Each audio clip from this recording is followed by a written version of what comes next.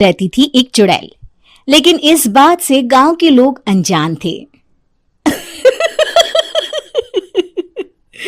जब तक पूरे गांव की एक एक औरत के गहने मेरे पास नहीं आ जाते, मैं इस गांव को छोड़कर नहीं जाऊंगी, चाहे इसके लिए मुझे लोगों को गायब ही क्यों ना करना पड़े। दूसरी तरफ गांव की औरतें बात कर रही थी। अरे सुन रही हो, ये देखो, मैंने कल ही नया हार बनवाया है सोने का, कैसा लग रहा है? बहुत ही अच्छा।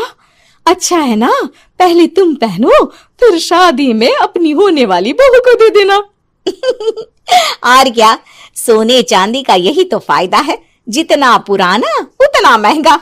लेकिन एक एक पैसा बचाकर ये लेना सच में बहुत मुश्किल हो रहा था मेरे लिए।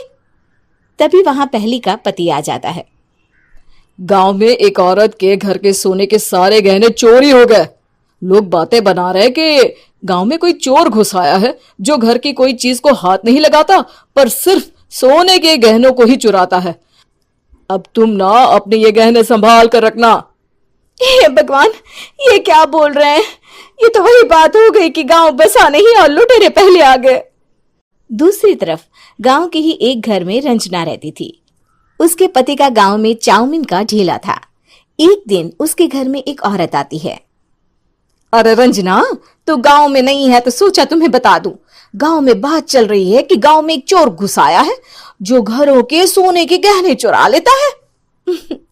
अरे मैं तो सिर्फ ये कान की छोटी सी बाली ही सोने की पहनती हूँ, बाकी गहने तो मैंने गांव के बैंक में लाकर रखे हैं। ये क्या होता है? ना बाबा ना, हमारे गांव की औरतें तो गहने अपने पास ही रखती है। जब कहीं जाना हो तो बस अलमारी से गहने निकालो और पहन लो। दूसरी तरफ एक औरत हाथ में टोटके वाली छोटी सी गुड़िया लेकर घर में चली आती है। अरे कोई है? घर की औरत है क्या? क्या है ये गुड़िया? ये कोई ऐसी वैसी गुड़िया नहीं है, ये जादुई गुड़िया है। इसको घर की अलमारी में रखना। अगर तुम्हारे घर पर किसी की बुरी नजर होगी तो रात भर में ये पतली सी गुड़िया मोटी हो जाएगी। मैं कल आकर ये गुड़िया ले जाऊंगी और तुम्हारे घर की सारी बुरी नजर छूट जाएगी, समझी? अरे वाह, ये तो बहुत कमाल की गुड़िया है, दे दो। कितने की है एक? अरे नहीं नहीं नहीं, ये फ्री की है। मेरा काम इस पूरे गांव को बुरी नजर से दूर रखने का है। हाँ। भली औरत उसके हाथ से वो गुड़िया लेकर अलमारी में रख देती है। लेकिन अगली सुबह जब वो उस गुड़िया को देखती है तो पतली सी गुड़िया मोटी हो चुकी होती है। हे भगवान, ये क्या? किसने मेरे घर को बुरी नजर से बांध रखा था? तभी वो गुड़िया वाली भी आ जाती है। मैंने कहा था ना, घर पर बहुत ज्यादा बुरी नजर है। लाओ, ये गुड़िया मुझे दे दो। औरत वो गुड़िया उठाकर उसे दे देती है। गुड़िया हाथ में आते ही वो औरत उसे लेकर सीधे गांव के बाहर की खाली हवेली में चली जाती है और साधारण औरत से चुड़ैल बन जाती है। अरे पगली, गांव वाली इस गुड़िया के पेट में तेरे घर के सारे गहने हैं।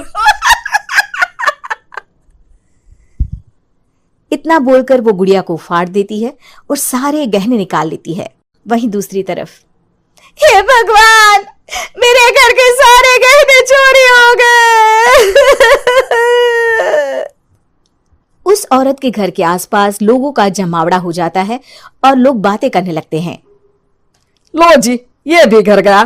पता नहीं कौन चोर है जो इतनी होशियारी से गहने चुरा लेता है।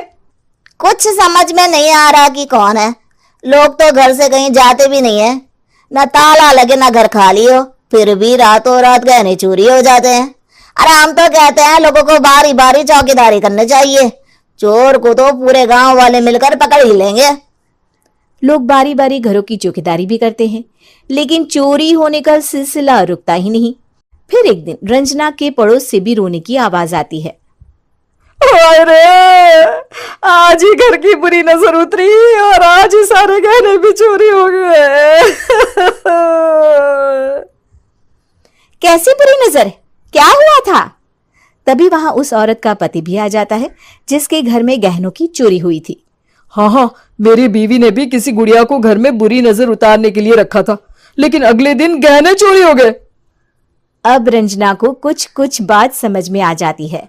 वो गांव वालों से कहती है, देखिए अब आप लोग चिंता ना करें, जल्द ही चोर पकड़ा जाएगा। उस नजर उतारने वाली गुड़िया को आज मेरे घर कोई भेज देना। फिर क्या था, चुड़ैल को लोग रंजना के घर भेजते हैं। पहली बार देखा है कोई खुद लुटने को तैयार बैठा है। तो तू है जिसे घर की बुरी नजर उतारनी है? ये ले गुड़िया, ये सुबह तक मोटी हो गई तो समझो तुमको और तुम्हारे घर वालों को नजर लगी है। हाँ हाँ, मैंने काफी सुना है। तुम ये गुड़िया मेरे घर छोड़ देना। अरे क्यों नहीं, कल सुबह आऊंगी जब गुड़िया तुम्हारे घर की सारी बुरी नजर लेकर मोटी हो जाएगी, ठीक है? अब क्या था, रात को रंजना ने पूरी नजर गुड़िया पर रखी। वो अपने पति और गांव के कुछ लोगों को घर की खिड़की से घर के अंदर नजर रखने को कह देती है, और फिर जो नजारा सब देखते हैं वो हैरान करने वाला होता है। गुड़िया धीरे से अलमारी खोलकर बाहर आती है। अलमारी के सारे गहने लेकर घर में जहां जहां गहने होते हैं वो लेकर अपने मुंह से खा जाती है। वो जितने गहने खाती उतनी ही मोटी हो जाती और फिर अलमारी में बंद हो जाती है। गांव वाले डर के मारे वहीं बेहोश हो जाते हैं। लेकिन सुबह जब वो औरत गुड़िया लेने आती है, रंजना उसका सामना करती है। ये देखो, गुड़िया कितनी मोटी हो गई है, लगता है मेरे घर में बहुत लोगों की नजर लगी है। लाला, ये गुड़िया मुझे दे दे। अरे बहुत कीमती गुड़िया है ये। तेरे घर की सारी बुरी नजर मैं गांव के बाहर वाली हवेली में फेंक आती हूँ। शाम को फिर लोगों के घर इसे लेकर जाना है ना, इसमें तो मेरी जान बसती है, जान। रंजना गुड़िया को चुड़ैल की तरफ बढ़ा देती है, लेकिन फिर वापस ले लेती है और गुड़िया के हाथ मोड़ देती है। जैसे ही गुड़िया के हाथ मोड़ती है, चुड़ैल का हाथ भी मुड़ जाता है। अच्छा, तो ये वो गुड़िया है जिसमें तुम्हारी जान बसती है। अब सुन चुड़ैल, तेरी सारी हकीकत सबके सामने आ गई है। या तो गांव वालों के गहने लौटा दे, नहीं तो मैं इस गुड़िया की गर्दन मोड़ दूंगी। चुड़ैल डर जाती है। अरे नहीं नहीं, मेरी गुड़िया दे दो, मैं सबके गहने वापस कर दूंगी। ठीक है, अब भी जा और सबके सारे गहने वापस कर। चल निकल यहां से। चुड़ैल सबके गहने लौटा कर रंजना के पास आती है। ला दे मेरी गुड़िया रंजना, इसके अंदर के गहने निकाल ले, लेकिन गुड़िया वापस दे दे। लेकिन रंजना जानती थी कि जैसे ही गुड़िया चुड़ैल को देगी उसकी शक्ति वापस आ जाएगी। चुड़ैल, तू तो चुड़ैल ही रहेगी, ये मैं जानती हूँ।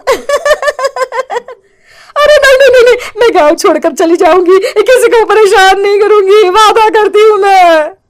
लेकिन रंजना उसकी एक बात नहीं सुनती और गुड़िया का सर उसके शरीर से अलग कर देती है। चुड़ैल सर अलग होते ही गायब हो जाती है। गांव वाले रंजना के साहस और बुद्धि की खूब प्रशंसा करते हैं।